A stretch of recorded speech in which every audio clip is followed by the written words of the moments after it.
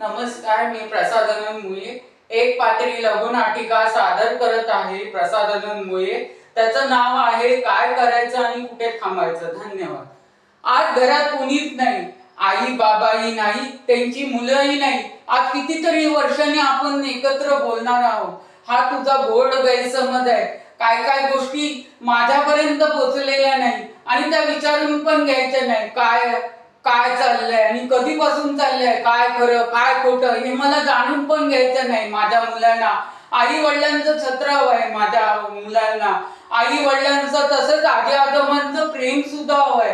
काय काय गोष्टी माझ्यापर्यंत पोचलेल्या नाहीयेत आणि माझ्या मुलांचा सुखी संसार बघून आणि संसार बघून मी आतापर्यंत शांत बसलेलो आहे. आता तुम्हाला ठरवायचं आहे काय काय गोष्टी माझ्यापर्यंत पोचलेल्या आहेत, कुठे थांबायचं आणि काय करायचं. धन्यवाद.